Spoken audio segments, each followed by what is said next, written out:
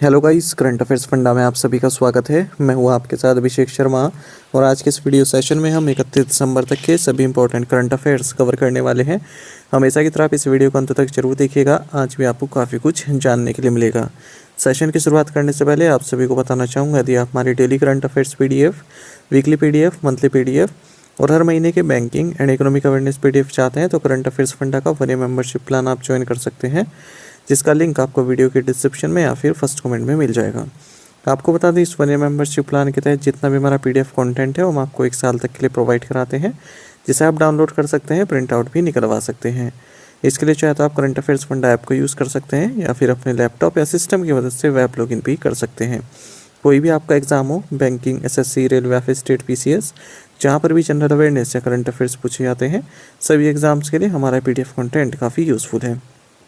इस PDF course में हम आपको RBI circulars, financial awareness, digital awareness, banking awareness, general and economic awareness सब कुछ प्रोवाइड करा रहे हैं। RBI सर्कुलर्स की बात करें तो IBPS PO मेंस एग्जामिनेशन में यहाँ से क्वेश्चंस पूछे गए थे और आने वाले आपके जो भी बैंकिंग मेंस एग्जामिनेशन है वहाँ पर भी क्वेश्चंस यहाँ से पूछे जाने की काफ़ी संभावनाएं हैं।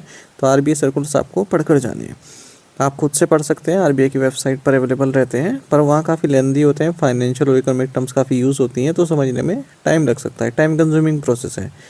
यही काम करंट अफेयर्स फंडा ने आपका काफ़ी आसान बना दिया है।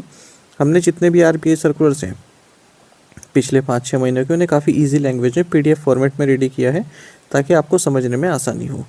जितना भी रिलेवेंट फैक्ट्स एंड डेटा है सब इंक्लूड किया गया और रिलेवेंट फैक्ट्स को हटा दिया गया है जो एग्जाम पॉइंट ऑफ व्यू से महत्वपूर्ण नहीं है। कंप्लीट बैंकिंग अवेयरनेस से पढ़ाई गई है, न केवल आपके बैंकिंग मेंस एग्जामिनेशन के लिए बल्कि अगर आप बैंकिंग इंटरव्यूज़ में अपीयर होते हैं, जैसे IBPS PO, RRB PO, SBI PO, RBI grade B, interviews में जो बैंकिंग नॉलेज आपसे पूछी जाती है उसे भी आप आंसर कर पाएंगे इस कोर्स को पढ़कर। कंप्लीट इंडियन इकोनॉमी पढ़ाई गई है ताकि SSC, रेलवे, स्टेट PCS जैसे एग्जाम से इंडियन इकोनॉमी सेक्शन में आप अच्छा परफॉर्म कर पाएँ, उसके क्वेश्चन सोल्व कर पाएँ।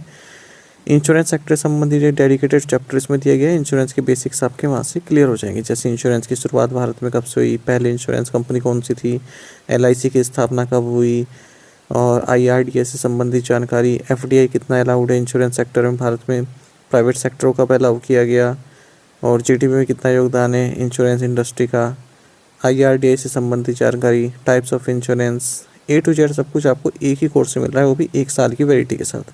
यानी कि पूरे साल भर जितने भी आप एग्जाम्स देंगे जहाँ पर भी जनरल अवेयरनेस या करंट अफेयर्स पूछे जाते हैं, केवल यही कोर्स आपका इनफ रहने वाला है। मिलेगा कहाँ पर? करंट अफेयर्स फंडा ऐप पर। ऐप का लिंक वीडियो के डिस्क्रिप्शन में दिया गया और फर्स्ट कमेंट में भी पिन कर दिया गया है। उस लिंक पर क्लिक कीजिए, ऐप को इंस्टॉल कीजिए, लॉगिन करने के बाद ये कोर्स आप बाय कर पाएंगे। फिर भी कोई डाउट आपका रहता है तो हमारा कस्टमर केयर नंबर है 8448169188, इस पर आप कॉल कीजिए या फिर व्हाट्सएप करके भी जानकारी प्राप्त कर सकते हैं।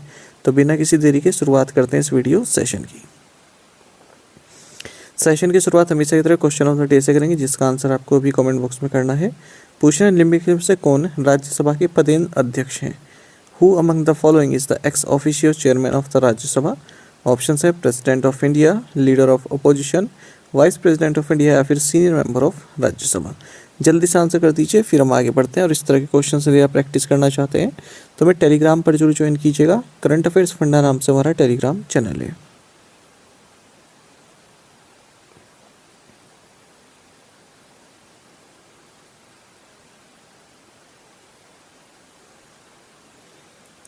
Who became the first bowler in history to take 8 wickets in a men's T20 international match? पूछना है कि पुरुष T20 अंतर्राष्ट्रीय मैच में 8 विकेट लेने वाले पहले गेंदबाज कौन बने हैं?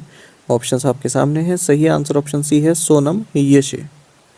तो भूटान के स्पिनर है सोनम येशे, ये फर्स्ट बॉलर बन गए हैं जिन्होंने 8 विकेट लिए हैं मेंस T20 इंटरनेशनल मैच में। इनसे पहले कोई भी बॉलर ये कीर्तिमान हासिल नहीं कर पाया है जिसने T20 मैच में 8 विकेट या इससे ज़्यादा लिए हों। लेफ्ट आर्म स्पिनर है और म्यांमार के अगेंस्ट T20 मैच खेलते हुए उन्होंने कीर्तिमान हासिल किया है भूटान में।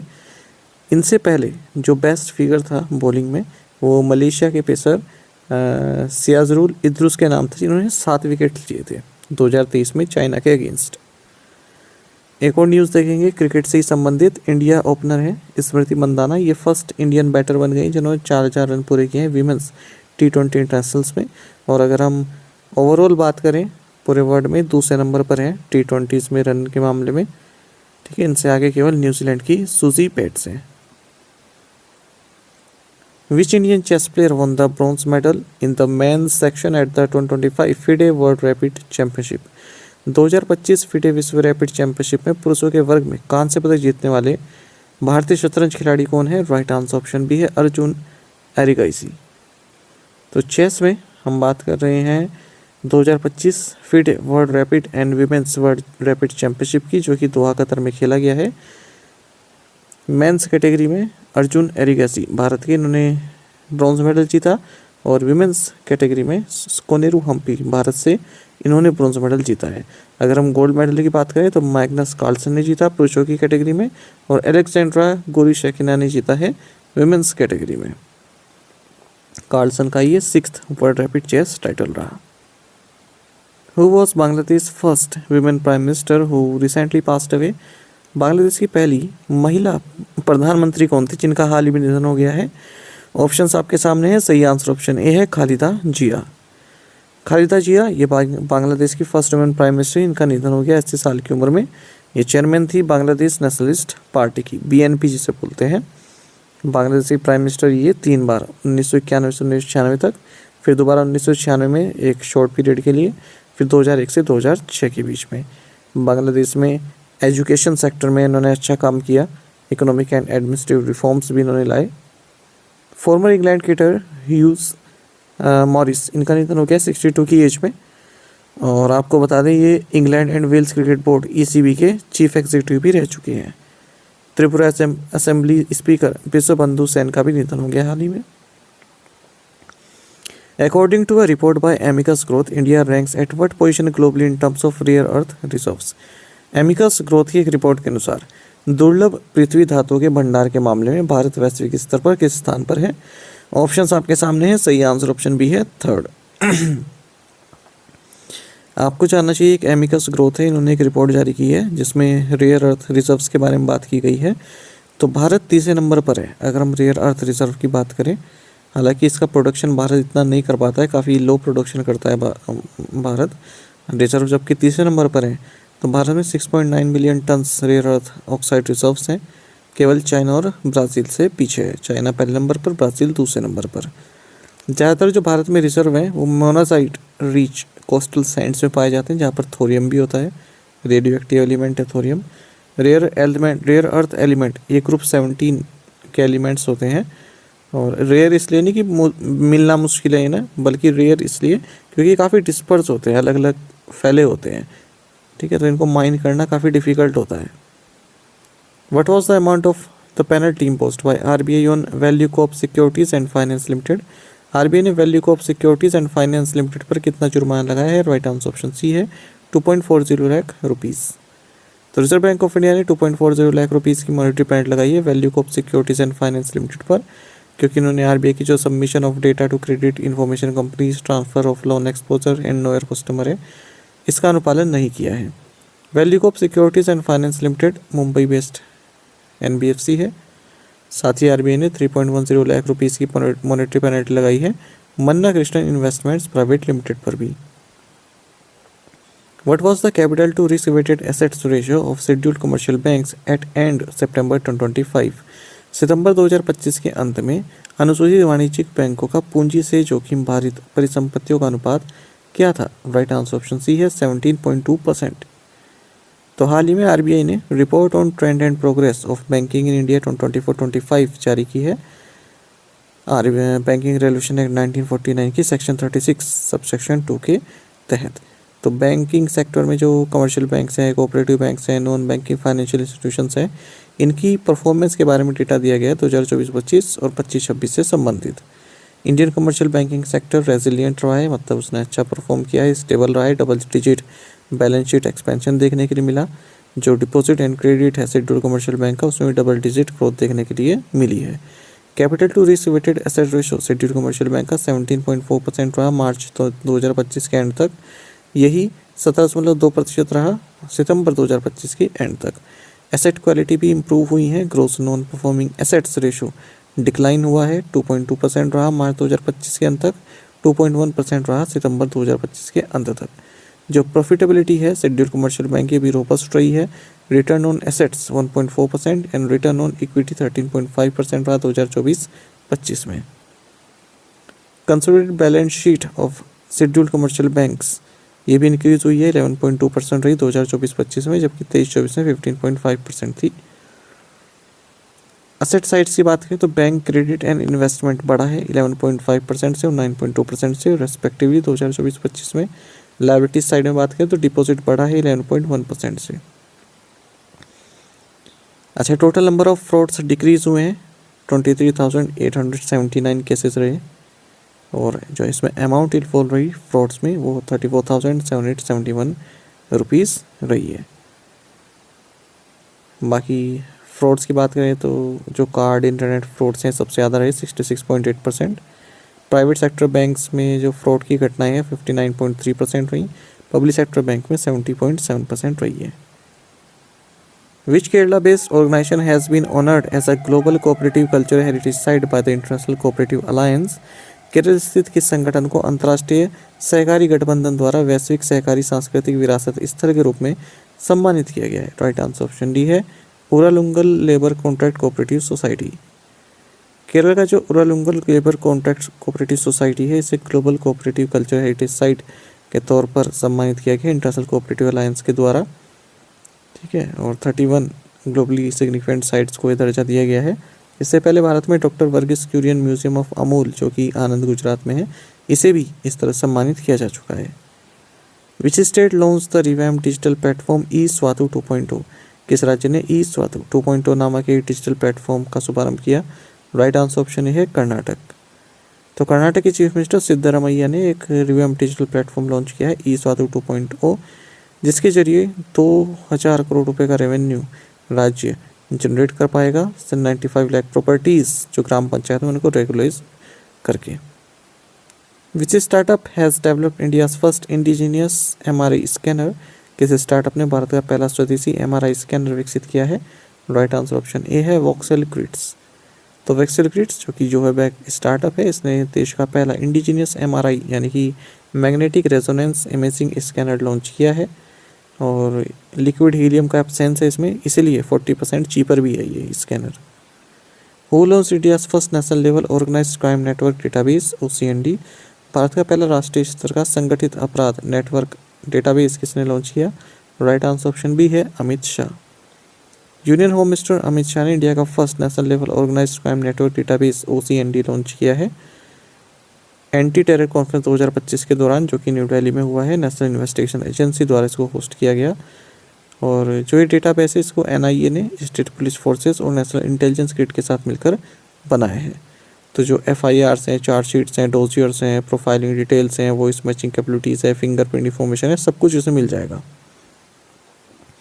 Who has been elected chair of the BWF athletes commission for the 2026-2029 टर्म? 2026-2029 कार्यकाल के लिए BWF एथलीट आयोग के अध्यक्ष के रूप में किसे चुना गया है? राइट आंसर ऑप्शन ए है PV सिंधु। तो 2 time Olympic medallist and former world champion PV Sindhu, इन्हें चेयरमैन नियुक्त किया गया है BWF एथलीट्स कमीशन का 2026 से 2029 टर्म के लिए। वहीं पैरा बैडमिंटन में हांगकांग चाइना के जो चैन हु ट्वेनियल है, इन्हें चुना गया है। बैडमिंटन वर्ल्ड फेडरेशन BWF, इसका हेडक्वार्टर्स कुआलालंपुर मलेशिया में पूछा जाता है, याद रखिएगा। Which ballistic missile was recently tested by India from INS Arighaat? Bharat ने हाल ही में INS अरिघाट से किस बैलिस्टिक मिसाइल का परीक्षण किया? ऑप्शन ए राइट आंसर है K4। तो भारत ने K4 submarine launched ballistic missile को लॉन्च किया है INS अरिघाट से, ठीक है। और बे ऑफ बंगाल से 3500 किलोमीटर की इसकी रेंज है। इसको अग्निथर्ड लैंड लॉन्च मिसाइल से डेरिव किया गया है। कंट्री के लॉन्गेस्ट रेंज सी लॉन्च स्ट्रेटेजिक वेपन है ये। जो ये के है, इसमें के का मतलब है जो APJ अब्दुल कलाम है, उनको ट्रिब्यूट देने के लिए ये के सीरीज़ की मिसाइल्स हैं। इन विच ईयर वॉज द प्रधानमंत्री ग्राम सड़क योजना लॉन्च्ड? प्रधानमंत्री ग्राम सड़क योजना किस वर्ष शुरू की गई थी? राइट आंसर ऑप्शन बी है 2000। तो प्रधानमंत्री ग्राम सड़क योजना को 25 साल हो गए हैं, दिसंबर 2025 में रूरल इंफ्रास्ट्रक्चर से संबंधित ये थी, और 25 दिसंबर 2000 को इसको लॉन्च किया गया था। जब से इसकी शुरुआत हुई तब से 8,25,000 किलोमीटर्स की रूरल रोड्स सैंक्शन की जा चुकी हैं प्रधानमंत्री ग्राम सड़क योजना के तहत, और 7,87,000 किलोमीटर्स की रोड कंप्लीट भी की जा चुकी हैं। फेज़ वाइज इम्प्लीमेंटेशन हुआ, जैसे फेज़ 1 में, फेज़ 2 में, फेज़ 3 में, फेज़ 4 2024 से 2029 तक का 25,000 हैबिटेशन को कनेक्टिविटी प्रोवाइड कराएंगे 62,500 किलोमीटर की रोड लेंथ बनाकर। बजट है 70,000 करोड़ रुपए का फेज़ 4 में। Online management monitoring and accounting system, ये रियल टाइम मॉनिटरिंग प्रोवाइड कराता है इस स्कीम के लिए।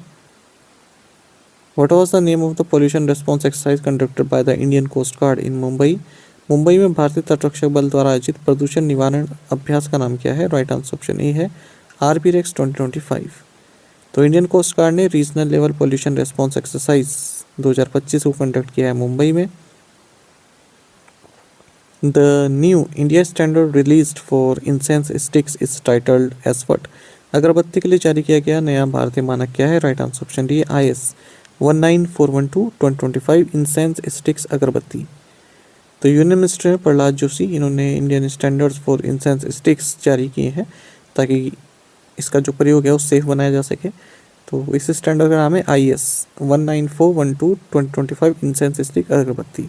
ब्यूरो ऑफ इंडियन स्टैंडर्ड द्वारा इसको बनाया गया है।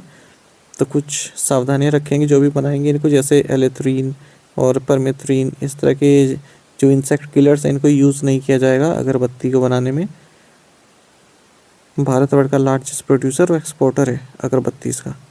साथ ही BIS bureau of Indian standard ने IS 19445/2025 ये स्टैंडर्ड भी जारी किया है बॉम्ब डिस्पोजल सिस्टम के लिए।